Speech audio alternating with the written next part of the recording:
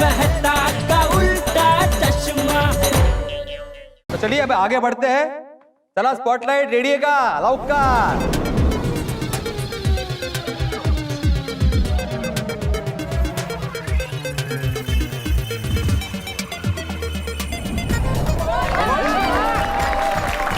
Come on, Papa, all the best.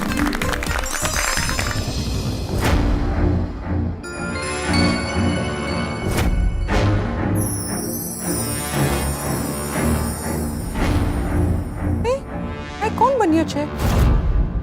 सोडी भाई जो बने हैं वीर क्रांतिकारी उधम सिंह, उधम सिंह, उधम सिंह, उधम सिंह।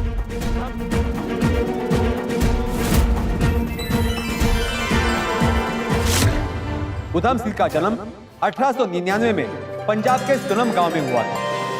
माँ बाप के निधन के बाद वे अनाथाश्रम में रहे। वहां उनका नाम उधम सिंह रखा गया। उनका बचपन का नाम शेर सिंह था और उनकी दहाड़ भी शेर जैसी थी। ओ जनरल डायर, भले ही तू छुप कर बैठा है लंदन में,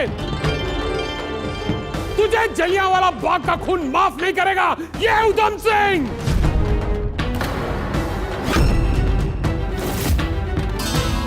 और फिर उधम सिंह नाम और हुलिया और भेष बदलकर अफ्रीका नैरोबी ब्राजील से होते हुए लंदन पहुंचे।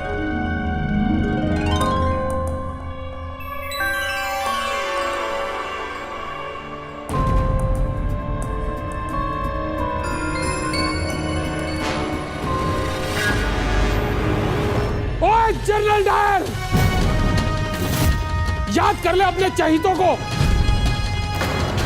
जिन निहत्थे और निर्दोष लोगों पर तूने गोलियां चलाई हैं, आज उनका वीर, उनका भरा तुझे सजा देगा।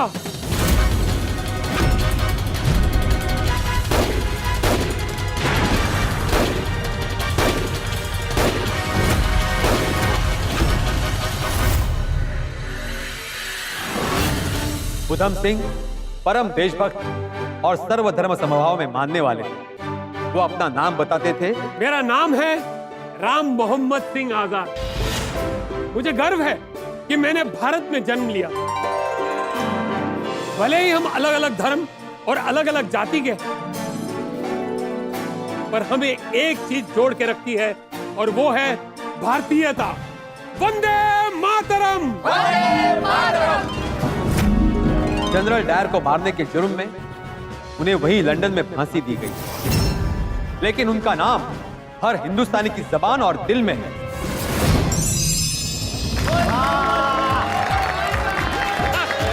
Thank you, thank you, thank you जेठामरा, thank you, thank you, thank you, thank you. बहुत सच्चू परफॉर्म किया। वाह पापा, तुसी ग्रेट हो, तुसी चाह गए। थैंक यू पुत्र, लव यू। शहीद उधम सिंह जी अमर रहे, अमर रहे, अमर रहे। तो आइए अब कार्यक्रम को आगे बढ़ाते हुए मैं आमंत्रित करता हूं स्पॉटलाइट को कि वो आए और अपनी रोशनी बिखराए। Come on.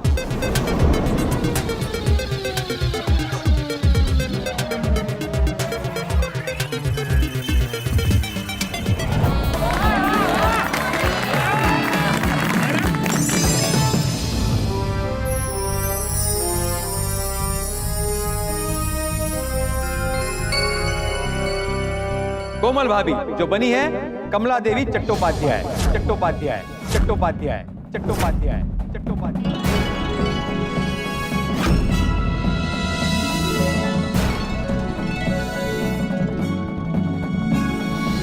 कमला देवी का जन्म कर्नाटक के मैंगलोर में हुआ था। कमला देवी गांधी जी के विचार से जुड़ गए। उन्होंने भारत की आजादी के लिए विश्व के कई देशों का दौरा किया था। मैं विश्व के सभी बुद्धिमंतों और मानवता में विश्वास रखने वाले लोगों से अपील करती हूं कि भारत की स्वतंत्रता के लिए खुले मन से सरोकार कीजिए। कमला देवी ने आजादी के बाद भी एक से बढ़कर एक काम किया, जैसे शरणार्थियों को बसाना।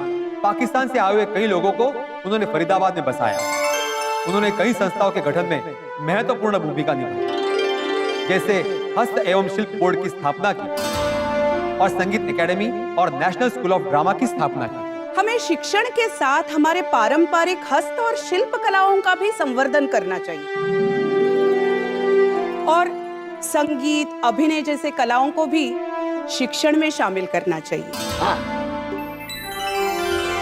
उन्होंने कई पुस्तकें लिखी और उन पर भी कई पुस्तकें लिखी गई। उन्हें रामन मेगसेसे अवार्ड, पद्म भूषण, पद्म विभूषण जैसे खिताब दिए गए और सन 2017 से कमला देवी चट्टोपाध्याय राष्ट्रीय पुरस्कार बुनकर और शिल्पकारों को दिया जाता है। जब नमक कानून तोड़ा गया तब गिरफ्तार होने वाली ये पहली महिला थी। कमला देवी, आपको गिरफ्तार किया जा सकता है। नमक जो हर किसी का हक है, नमक जो कुदरत की नेमत है और इस पे हर किसी का हक है। इस धरती के नमक का हक अदा करने के लिए हम इस नमक के कानून को नहीं मानते, चाहे आप हमें जेल भेज दीजिए। भारत माता की जय! भारत माता की जय! भारत माता की जय!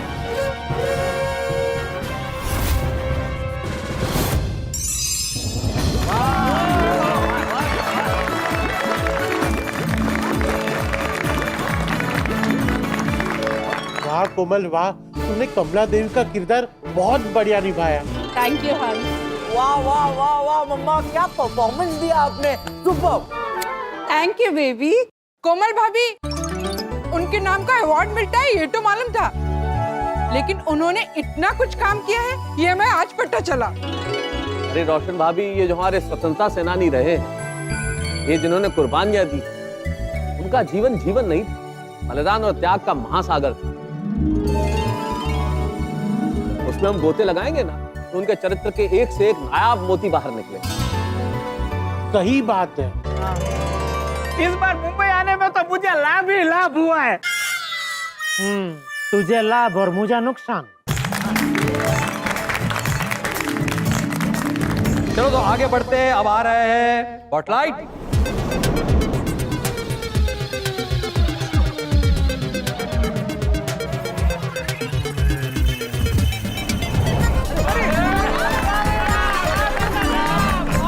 जेठालाल बैठो, मेरी बारी है।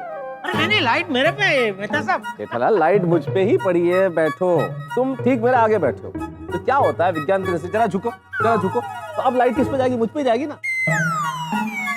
तुम बीच में हो इसलिए तुम्हें ऐसा महसूस हो रहा है कि लाइट तुम पे आई है, पर मूलतः लाइट मुझ पे ही आई। आपको जाना है आप जाओ भाई, क्या फर्क पड़ता, आप जाओ मैं जाओ, बात एक ही है। आइए आइए।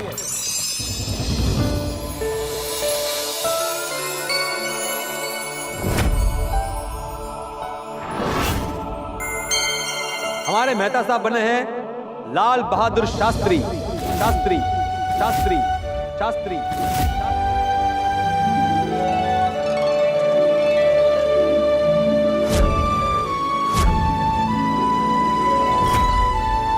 लाल बहादुर शास्त्री से कौन परिचित नहीं? भिड़े भाई, यहाँ तो लाल बहादुर शास्त्री जी से सभी लोग परिचित हैं, नहीं? हाँ हाँ सब परिचित हैं। हाँ। अरे हाँ हाँ, देखा। हाँ, मैं वही कह रहा था बागा। मेरे कहने का मतलब है उनके जीवन के बारे में कौन परिचित नहीं है। उनके लिए तो मैं एक चीज जरूर कहूंगा, साधा जीवन, उच्च विचार। ये एकदम सही कहा भिड़े तुमने। लाल बहादुर शास्त्री जी एकदम सादगीपूर्ण जीवन जीते थे और अपना काम खुद करते थे। लाल बहादुर शास्त्री का बचपन बड़ी कठिनाइयों में बीता। वो नदी तैरकर स्कूल जाया करते थे। गांधी जी के विचारों से प्रेरित होकर शास्त्री जी केवल 16 वर्ष की उम्र में ही स्वातंत्र संग्राम से जुड़ गए थे। लाल बहादुर शास्त्री जब 1965 में नेहरू जी के बाद प्रधानमंत्री बने, तब भारत का पाकिस्तान के साथ युद्ध छिड़ा। मेरे प्यारे देशवासियों, यह संकट का समय है। युद्ध के कारण देश अनेक समस्याओं से जूझ रहा है। ऐसे वक्त में मैं अपनी तनख्वाह का त्याग करता हूं और सभी देश बंधुओं से यह विनती करता हूं कि हफ्ते में कम से कम एक दिन एक वक्त का उपवास अवश्य रखें, ताकि हमारे देश के दूसरे बंधुओं को अन्न मिल सके। उन्होंने बड़ी दृढ़ता और खूबी से युद्ध को अंजाम दिया और भारत को पाकिस्तान के सामने झुकने नहीं दिया। भारत और पाकिस्तान की जनता की समस्याएं, आशाएं और आकांक्षाएं एक समान हैं। हमें लड़ाई झगड़ा नहीं, गोला बारूद नहीं, रोटी कपड़ा और मकान चाहिए। हमें आपस में लड़ने की बजाय गरीबी, भुखमरी, बीमारी और अज्ञानता से लड़ना चाहिए। लड़ाई आन पड़ी तो उसका भी सामना किया, पीछे नहीं हटे। नफरत की राजनीति नहीं की, सोच का दिया जलाया। वह देश और कानून का बड़ा सम्मान करते थे। मेरे प्यारे देशवासियों, देश के प्रति निष्ठा सभी निष्ठाओं से पहले आती है। इसमें हमें यह प्रतीक्षा नहीं होती कि बदले में हमें क्या मिले। जब हम सभी कानूनों को सर्वोपरि मानेंगे, तभी हमारा लोकतंत्र मजबूत होगा। हमारे लाल बहादुर शास्त्री जी और गांधी जी का जन्मदिन एक ही दिन आता है, इसलिए दोनों के विचारों में भी काफी समानता है। शास्त्री जी हर चीज का महत्व समझते थे। मेरे प्यारे देशवासियों, हमारा देश कृषि प्रधान देश है। हमारा किसान हमारे पेट की आग बुझाता है और यह देश सुरक्षित रहे, इसलिए हमारा जवान दिन रात सीमाओं पर पहरा देता है। अतः आज युद्ध के समय मैं कहना चाहता हूं, जय जवान, जय किसान। जय जवान, जय किसान।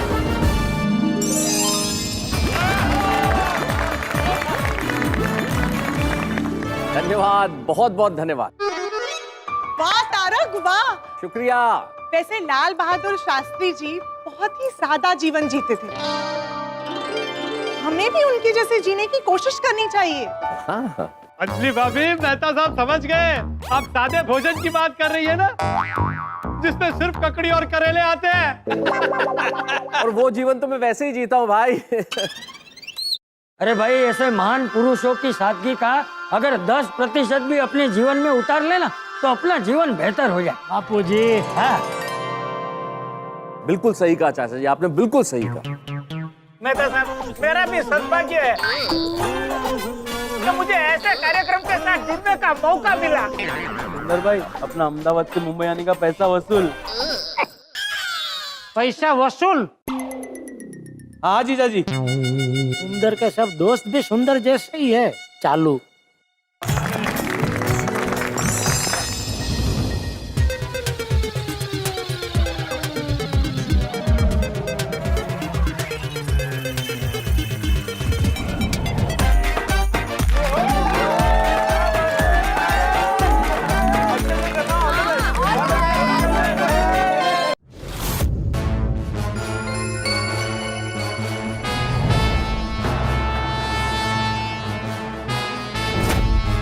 और बीनू भाई बने हैं नीलकंठपुरा ओडिशा के सबसे छोटी उम्र के क्रांतिकारी बाजी राव। बाजी राव, बाजी राव, बाजी। लग रहा है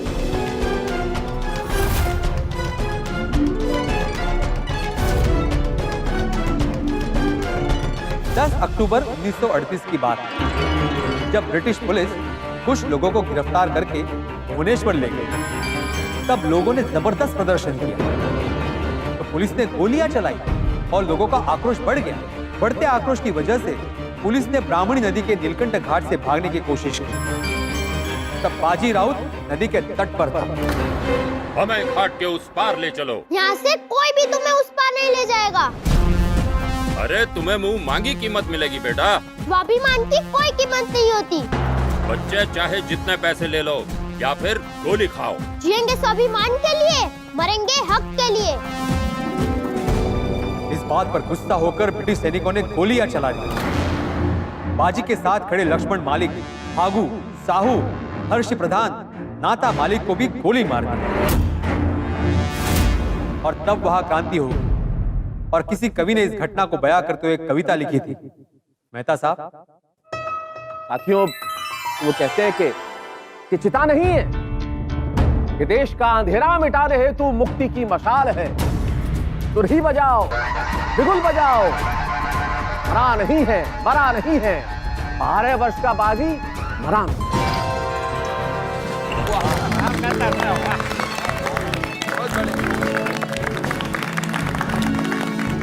वाह, बाजी राउत अमर रहे, अमर रहे, अमर रहे। लिख रहा हूं मैं अंजाम जिसका कल आगाज आएगा, लिख रहा हूं मैं अंजाम जिसका कल आगाज आएगा, मेरे लहू का हर एक कतरा कल इनकलाब लाएगा। मैं रहूं या ना रहूं पर यह वादा है मेरा तुमसे कि मेरे बाद वतन पर मरने वालों का सैलाब आएगा। इतनी छोटी उम्र में ऐसी वीरता, मैं बाजी राउत को सलाम करता हूँ।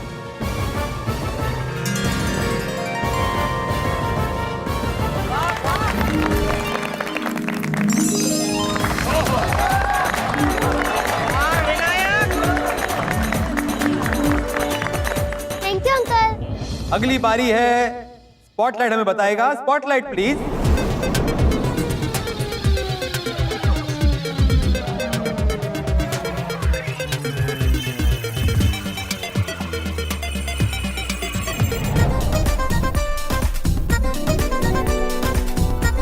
भिड़े भाई की बारी। अरे भिड़क किस सोच में डूबे हो मित्र, स्पॉटलाइट तुम पे आई है।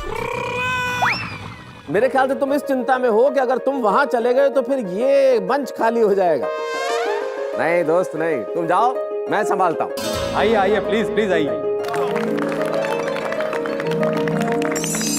साथियों, मुझे लगता है कि आज इस वक्त जो मैं महसूस कर रहा हूं, मेरा ख्याल से आप सब भी वही अनुभव कर रहे होंगे। हमारे भीतर अगर राष्ट्र की चेतना हो, हमारे भीतर अगर देशभक्ति हो, हमारे भीतर अगर वतन परस्ती हो, तो मुझे लगता है कि वो देश तरक्की के उत्तुंग शिखर पर होगा। मैं गौरवान्वित हूं क्योंकि हमारी सोसाइटी के एकमेव सेक्रेटरी आत्माराम तुकाराम भिड़े हमारी स्वतंत्रता संग्राम के जिस महानायक को यहां चित्रित करने जा रहे हैं, उनका नाम सुनते ही हमारी शिराओं में बहते हुए रक्त में देशभक्ति का ज्वार उठने लगता है। आइए हम देखें स्वतंत्रता संग्राम के उस महानायक को।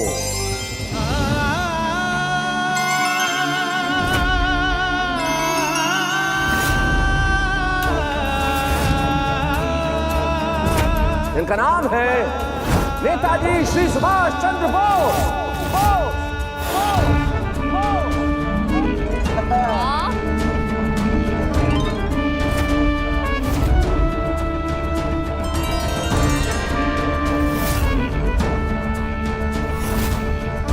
नेताजी श्री सुभाष चंद्र बोस का जन्म 23 जनवरी 1897 को हुआ। जानकीनाथ और श्रीमती प्रभा देवी के घर जन्मा ये सुपुत्र, जिन्होंने देश का नाम न केवल रोशन किया बल्कि हम सब में गर्व का भाव भरा। उनके पिताजी चाहते थे कि वो आईसीएस बने और नेताजी ने उनके पिताजी की इच्छा को पूरा भी किया। आईसीएस की इस कठिन परीक्षा में उन्होंने चौथा स्थान भी प्राप्त किया, लेकिन उनके मन में तो कुछ और ही चल रहा था। मैं अंग्रेजों के अधीन रहकर काम नहीं कर सकता। अगर ये देश हमारा है तो उस पर दूसरे राज क्यों करते हैं?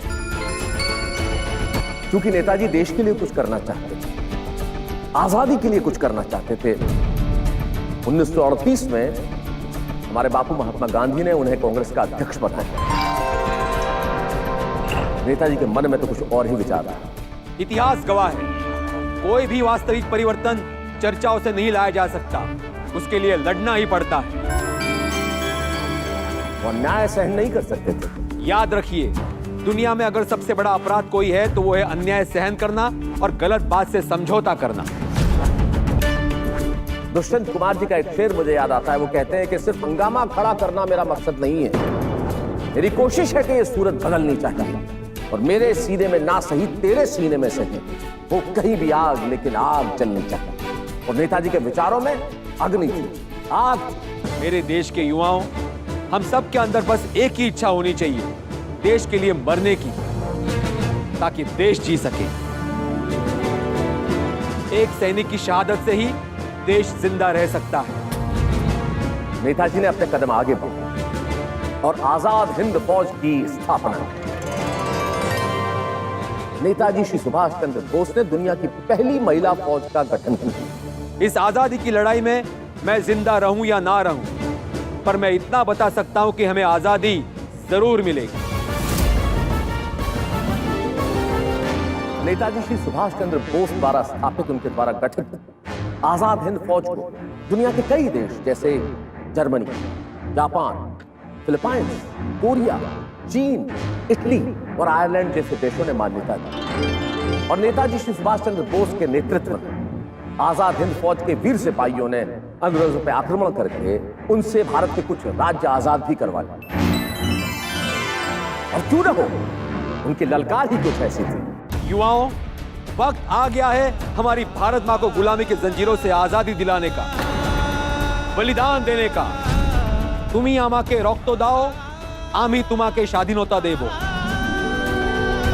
तुम मुझे खून दो, मैं तुम्हें आजादी दूंगा। जय हिंद। अद्भुत रोमांच, यकीन मानिए मैं उस क्षण की अनुभूति अभी तक महसूस कर रहा हूं। अभी तक रोमांच में हूं मैं जब मैं लाल बहादुर शास्त्री जी का किरदार अभिनीत कर रहा था। स्वर्गीय श्री लाल बहादुर शास्त्री जी के किरदार को अभिनीत करते हुए जिस रोमांच की अनुभूति मुझे हुई वो शब्दातीत है। दोस्तों, इस वक्त देशभक्ति की जिन भावनाओं का ज्वार मुझ में उमड़ रहा है, मैं गोकुलधाम गणेशोत्सव को गोकुलधाम गणेश गर्वोत्सव कहना चाहता हूँ। और यहाँ पे आप में और हम में देशभक्ति की भावना सदैव प्रज्वलित रहे, यही प्रार्थना है। और यहाँ इस कार्यक्रम में गणेश जी की भक्ति का, देशभक्ति का और हास्य की शक्ति का समागम यूं ही जारी रहेगा। बस देखते रहिए तारक मेहता का उल्टा चश्मा, देखते रहिए, हंसते रहिए।